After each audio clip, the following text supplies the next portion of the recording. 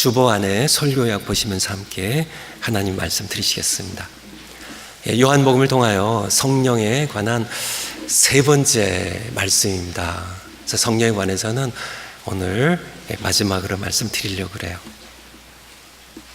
첫 번째 성령에 관한 설교의 제목이 뭐죠?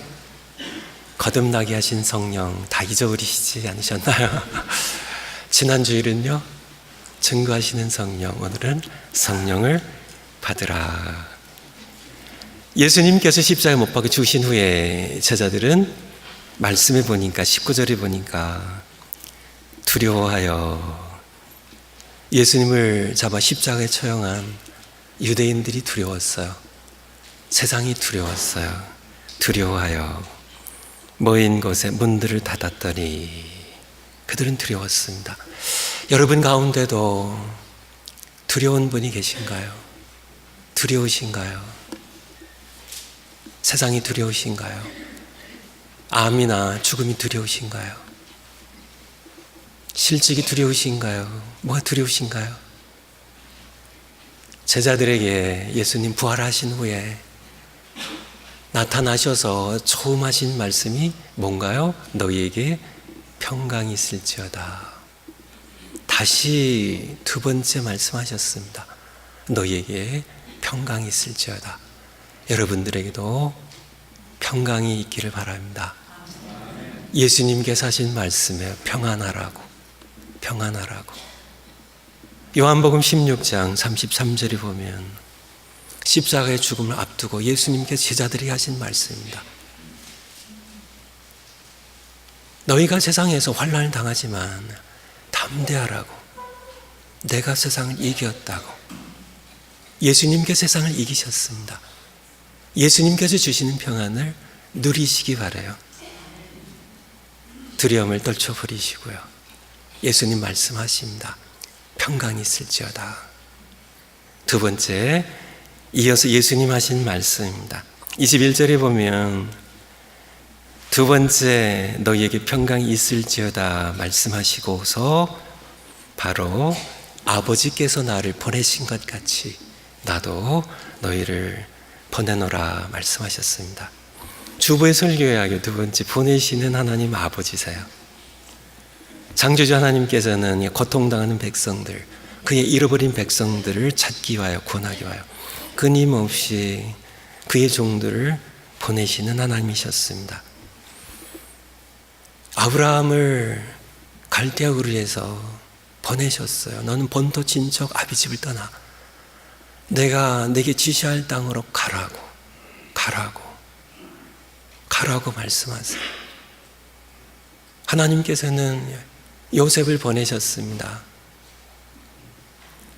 형들을 애굽 땅에서 요셉이 다시 만났을 때 형들을 위로하는 말, 당신들이 나를 팔아서 내가 이것이 온 것이 아니라 걱정하지 마세요. 하나님께서 당신들 구원하고 이 모든 민족 구원하기 위하여 하나님께서 보내셨다고, 보내시는, 구원하려고 보내시는. 그래서 야곱과 그의 친족들, 그의 후손들이 애굽 땅에 거하게 되죠. 400여 년이 흐른 후에 출애굽기 3장에 보면 하나님께서 모세에게 나타나셔서 첫 말씀이 뭐예요? 야, 내 발의 신을 벗으라고요. 그리고 사명을 주십니다. 가라 모세, 가라. 바로 앞에 서고 내 백성을, 고통당하는 내 백성을 끌고 나오라고, 가라고 모세를 보내시는, 이사야를 보내시고요, 아모스를 보내시고, 요나를 어디에요? 아수르의 수도인 니느웨로 요나를 보내신 하나님. 마지막에는 그의 아들을 메시아로 보내셨습니다. 아버지께서 나를 보내신 것 같이 보내신 하나님, 그의 아들을 보내셨습니다. 세 번째, 보내신 예수님. 아버지께서 나를 보내신 것 같이 나도 너희를 보낸다고. 두려워서 문을 꼭 닫고 나가려고 하지 않는 제자들에게 문을 열고 나가라고. 지금도 예수님께서는 문을 닫고 안주하고 있는, 숨어있는 우리를 향하여 가라고 말씀하고 계세요. 네 번째, 그러므로 우리도 가야 합니다. 우리는 두려움을 내려놓고 문을 열고 가야만 합니다. 교회의 머리이신 예수님께서 가라고 하시기 때문에 그래요. 고대 민족을 둘로 구분을 합니다.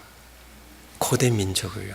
지금은 복잡한 다양한 그런 구분이 되어야 되겠지만 고대 민족은 둘러요. 하나는 농경 민족이 있고 하나는 유목 민족이 있어요. 가깝게 예를 든다면 중국은 전형적인 농경 민족입니다. 근데 중국 위에 있는 몽골은 전형적인 유목 민족이에요. 성경에서 예를 찾는다면 이스라엘 백성들이 가서 살던 애굽, 이집트는 전형적인 나일강 유를 중심으로 해서 전형적인 농경 민족이고요. 그리고 그곳에 가서 요셉의 초청으로 살게 된 이스라엘 민족은 그들의 바로 앞에서 요셉의 형들이 가서 얘기하기를 우리는 우리 선조와 같이 목축하는 자들이 온대. 그들은 목축하는 물과 풀을 찾아서 떠돌아다니는 유목민족이었습니다. 고대 제국 가운데 가장 넓은 영토를 정복했던 제국은 어느 제국일까요? 고대 제국들 가운데 성경적으로 보면 바벨론이 먼저 떠오르겠죠. 아수르보다 바벨론이 더 컸으니까 아수르 제국이 바벨론 제국이 아니에요. 그 뒤에 일어나는 메디아 파사, 페르시아와 미디아가 연합해서 세워지는 페르시아 제국도 아닙니다. 그 뒤에 알렉산더에 의하여 확장되어가는 헬라 제국도 아니고요. 그러면 로마 제국이요. 그쵸. 유럽과 이 중동, 아시아와 북아프리카까지 전부 점령했던, 근데 로마 제국도 아니에요. 어느 민족이 어느 제국일까요? 몽골 제국입니다. 몽골 제국. 유라시아 대륙을 석권합니다. 당시 몽골 제국의 인구가 200만에서 300만 명 정도로 추산하는데요. 그리 바로 정복하게 되는 금나라는 5천만 명을 추산합니다. 그러니까 이 적은 수 300만 명 정도의 적은 민족이 어떻게 5천만 명에 추정되는 금나라를 정복, 그 넓은 광활한 대륙인 이 중앙 아시아 지역의 모든 지역을 전부 석권하고요.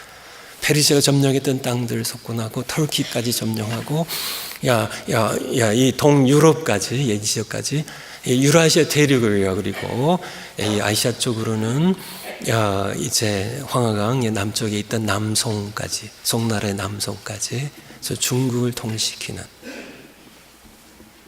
우리 고려를 쳐들어왔었고 일본까지 쳐들어갔었던 이 광대한 그 시대의 12, 13세기의 그 시대에 어떻게 이 광대한 제국을 건설할 수 있었을지.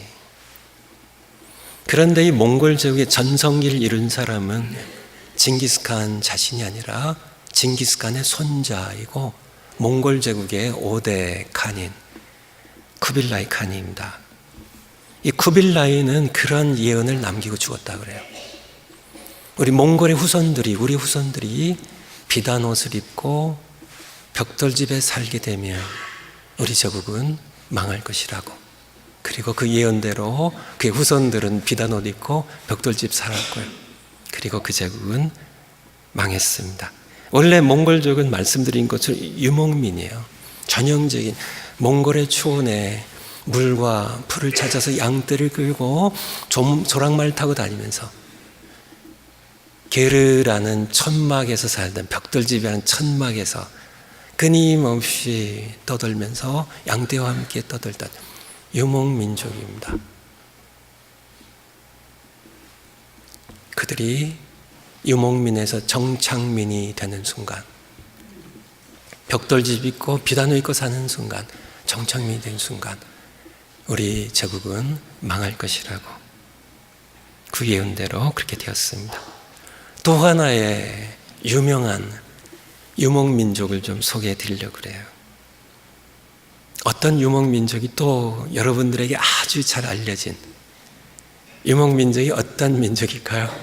제가 앞서서 힌트를 드리긴 드렸는데요. 바로 아브라함의 후손입니다. 아브라함은 유목민으로 그가 양떼와 함께해서 롯의 목자들과 조카 롯의 목자들과 아브라함의 목자들이 함께 이제 물과 풀을 따라서 이렇게 텐트로 옮겨 다니면서 장막 생활하면서 이렇게 다투고 이렇게 갈라서고 하는 그런, 하나님께서는 아브라함을 가라고 말씀하셨을 때 그가 쉽게 나설 수 있었던 것이 그가 유목민이었기 때문에 그래요. 그의 후손들은 항상 그렇게 유목민으로 살았습니다. 목축을 하는, 양떼를 키우는 그런. 예수님께서는 나는 선한 목자라고 말씀하셨어요. 그리고 요한복음 21장에 보면 내 양을 치라고, 내 어린 양을 먹이라고 베드로에게 부탁하셨습니다.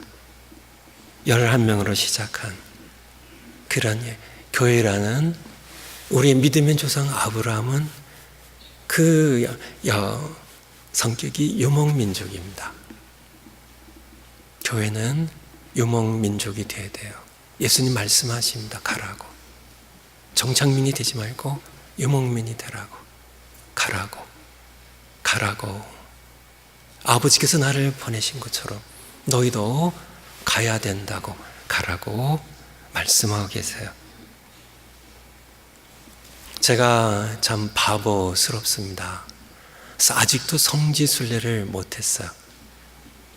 그런데 오늘 말씀 준비하면서 그래, 그렇긴 그렇구나.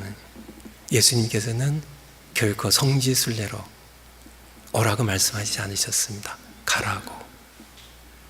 하늘과 땅의 모든 권세를 내게 주셨으니 가라고 말씀하셨어요. 나를 만나려면 예루살렘으로 오지 말고 가라고. 땅끝까지 가라고. 가면 그 땅끝에서 나를 만나게 될 것이라고. 세상 끝날까지 내가 항상 너희와 함께 있을 것이라고. 가면 그곳에서 나를 만날 것이라고. 가라고 말씀하시는. 요한복음 4장에 보면 사마리아의 여인과 얘기하시면서 그런 얘기를 하십니다. 이 산에서도 말고, 그리심 산에서도 말고, 예루살렘에서도 말고,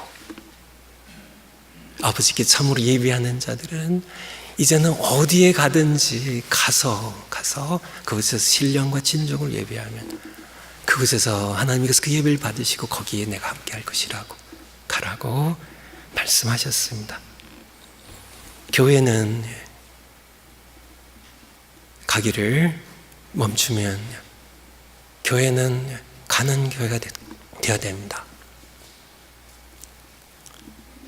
정착민이 되는 순간 교회는 쇠퇴하고 망하게 될 것입니다. 우리는 하나님의 잃어버린 양떼를 찾아서 우리는 지금 함께 있는 양떼와 함께 우리는 가고 또 가야 돼요.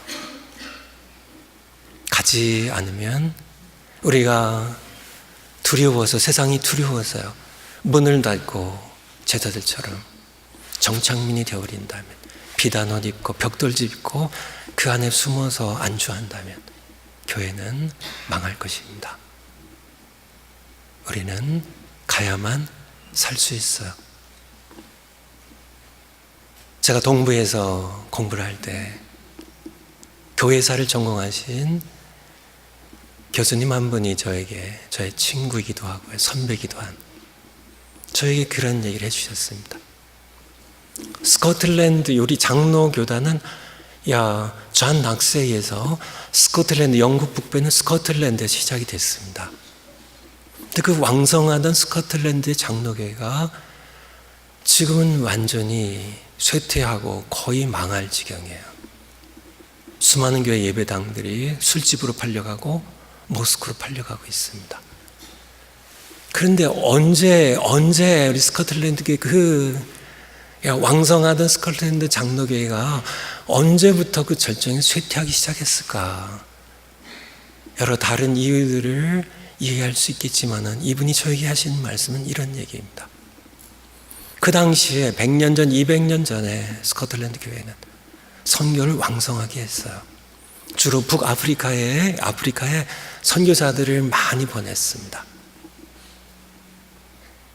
그런데 이 선교사님들이 주로 20대입니다. 기껏해야 30대입니다. 이 젊은 선교사님들이 가면 오래 살지를 못하는 거예요. 사자에게 물려 죽고 식인종에 잡혀 먹히는 그런 것도 간혹 있었겠죠. 하지만은 대다수의 선교사님들이 아프리카의 풍토병입니다. 황열병, 옐로우 피버, 말라리아, 댕기 피버 이런 아프리카 풍토병에 걸려서 1년을 넘기지 못하는 대부분 6개월 전에도 죽어가는. 그러면 젊은이도 제가 하겠습니다 하고 그렇게 그 아까운 젊은 인재들이 아프리카에 가서 수없이 죽어갔습니다. 그러다 보니까 스코틀랜드 교회의 원로들이 생각하니까 이게 안 되겠어요. 너무너무 아깝잖아요. 이 젊은 인재들이 너무너무 그렇게 가서 선교도 제대로 못하고 이렇게 죽어가는 게 너무너무 아깝잖아요. 그래서 선교를 자제하기 시작했습니다. 젊은이들을 교회에 남겨두기 시작했어요. 그런데 그 당시에는 몰랐겠죠. 세월이 흘러서 되돌아보니까 스코틀랜드 교회가 쇠퇴하기 시작한 그 지점에 바로 그 결정이 있었다는 얘기입니다. 교회는 가지 않으면, 정착민이 되면, 우리는 원래 유목민으로 이 세상을 살았던 아브라함의 믿음의 후손들이에요. 하나님께서는 보내시는 분이십니다. 예수님께서도 아버지께서 날 보내신 것처럼 나도 보낸다고. 우리가 단기 선교를 보내고 우리 자녀들을 보내고 장기로 우리 선교사님 파송하고 하는, 아깝나요? 시간이 아깝나요? 재정이 아깝나요? 참 젊은 인력들이 정말 아깝나요? 이들을 끌어안고 교회에서 이 유능한 인재들이, 정말 이 하나님을 뜨겁게 사랑하는 이 사람들이 함께 모여서 우리가 재정을 교회에다 쏟아붓고 우리가 시간을, 에너지를 참 이 교회에 쏟아부어 갖고 이 교회를 일으키면 잘 될 것 같나요? 천만에요. 그러면 교회는 망한다는 얘기입니다. 아낌없이 예수님께서 말씀하세요. 가라고. 가야 산다고요. 사랑의 장터에 가면 자전거가 하나가 있습니다. 제가 끌어다가 여기다 올려놓으려다가 차마 잘못했는데 자전거가 쓰러지지 않고 서 있을 수 있는 유일한 방법이 있습니다. 한 가지 방법이 없어요. 어떻게 돼요? 계속 페달을 저 가는 수밖에 없어요. 교회도 마찬가지입니다. 계속 가지 않는다면 교회는 쓰러지고 말 겁니다. 가야 돼요. 가야 돼요. 아낌없이요. 보내야 돼요. 내년부터는 저희 교회가 그동안은 개인들이 이렇게 자원해서 이렇게 선교팀을 꾸려가지고 이렇게 갔는데, 물론 그것도 한동안 지속이 돼야 되겠지만은 주로 내년부터는 목장이 중심이 되어서 이제 목장들도 가지 않으면 죽어요. 쓰러져요. 쇠퇴해요. 함께 모여서 계획하시고 여러분들이 후원하는 선교사님들 놓고 기도하시고 다녀오세요. 가셔야 됩니다. 갔다 오셔야 돼요. 이 주변에도 여러 소수민족들이 살고 있어요. 가셔야 됩니다. 가셔서 도우세요.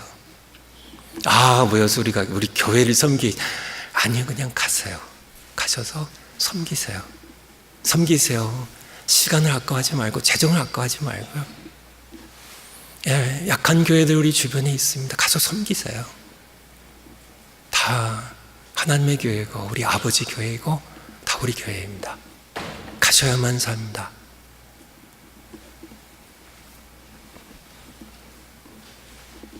다섯 번째, 약속하신 것을 기다리라고, 성령을 받으라고. 그렇게 나도 너희를 보내노라 말씀하셨는데요. 이 말씀을 하시고 22절입니다. 그들을 향하사 숨을 내쉬며 이르시되 성령을 받으라 말씀하셨어요. 예수님께서 보내시니까 예수님 알겠습니다, 갈게요 하고 그렇게 갔다면요, 될 것 같다면요, 아니에요. 아직 아닙니다. 우리가 가서 여러 가지 할 수 있어요. 배고픈 사람들 양식 사가지고 먹일 수 있어요. 돼지 한 마리 잡아가지고 잔치해 줄 수 있어요.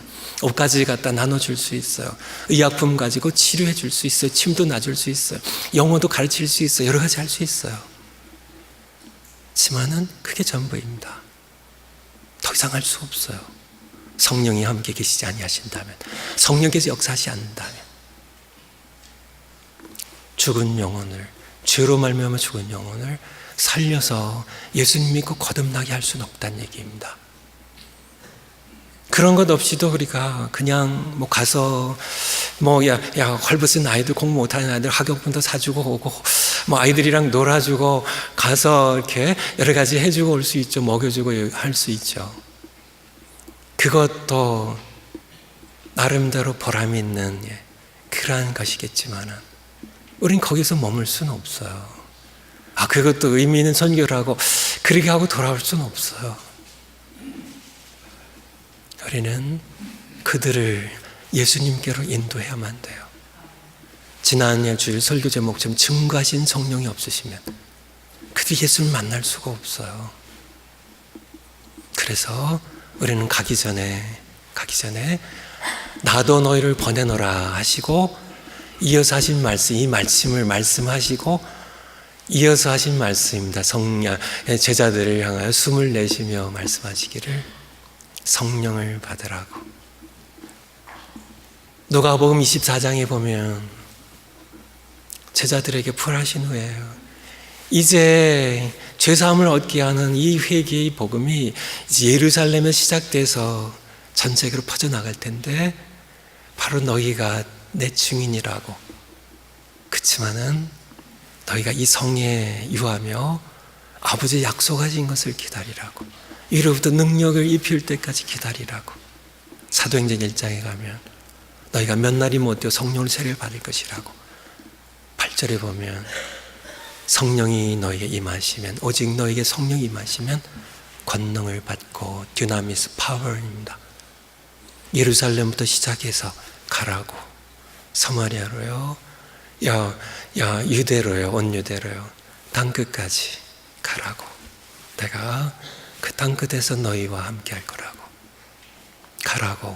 가라고 말씀하시면서 먼저 아버지 약속하신 성령을 기다리라고 그렇게 말씀하셨습니다. 제자들이 갈 때 선교지는 영적 전투의 치열한 현장입니다. 영적 전투예요. 죄의 세력, 어둠의 세력, 사탄의 세력 움켜쥐고 결코 이 소중한 영혼들을, 하나님께서 잃어버린 소중한 영혼들 놓아주려고 하지 않죠. 우리는 싸워야 돼요. 보이지 않는 치열한 전쟁입니다. 그런데 싸우려면 뭐가 필요한가요? 총과 실탄이 필요하죠. 총과 실탄이 있어야 싸울 거 아니에요, 전쟁터에서. 그런데 예수님께서는 가라고 하시면서요, 제자들이 가라고 하시면서 총과 실탄을 주지 않으세요. 그들에게 돈을 주지 않으셨어요. 그들에게 양식을, 식량을 주지 않으셨어요. 사람들 붙여주지 않으셨어요. 실탄 주셔야 싸우죠. 지금 여러분들이 이제 가야 되는데, 목장도 가고 교회도 가고 여러분도 가야 되고 우리 후손들도 보내야 되는데, 주님이 주신 실탄 그게 아니에요. 딱 하나입니다. 성령이라는 실탄입니다. 그리고 제자들에게 이 성령 한 분으로 충분했다는 얘기입니다. 다른 것들이 필요 없다는 얘기는 아니에요. 그렇지만은 이 성령이 없이는 결코 이 싸움을 이길 수 없고 이런 영혼들을 구원할 수 없다는 것. 우리가 선교비 마련하기 위해서 재정에는 신경을 많이 쓰고 뭐 가서 먹는 거 신경 많이 쓰고 우리가 여러 가지 훈련하고 준비하는 거 많이 해 갖고 가지만은 정작 우리에게 없어서는 안 되는 성령을 소홀히 한다면 뭔가 잘못된 겁니다. 가서 해봤자 나름대로는 우리가 선교 정말 잘 다녀왔습니다. 그렇게 말씀하시겠지만은 하나님의 입장에서 보면은 너 빈손으로 왔구나 하고 실망해 하실 겁니다. 말씀을 마무리하겠습니다. 제가 가지고 있는 책 가운데 가장 두꺼운 책이, 이게 원래 한 권 책이거든요. 한 권 책인데 이거 너무 두꺼워가지고 두 권으로 나눠 놓은 거예요. 이게 원래 Perspectives라고 영어로 된 책을 제가 가지고 있었는데 누가 빌려가서 안 갖고 오네요. 근데 이게 제가 오래전에 이제 칼빈에서 공부할 때 사뒀던 건데요. 이걸 번역을 했어요. 근데 너무 무겁고 두꺼우니까 두 권으로 나눠 놨습니다. 근데 이 책에 이제 앞부분에 보면 뭐 이렇게 추천이랑 이렇게 그런 게 있고, 이제 들어가서 이 두꺼운 책에 이게 선교에 관한 책인데요. 아주 탁월한 책이에요. 제가 이렇게 보기에는. 근데 이 두꺼운 책에 1장입니다. 1장. 첫 장에 첫 문장이 살아계신 하나님은 선교하는 하나님이시다. The living God is a missionary God. 살아계신 하나님은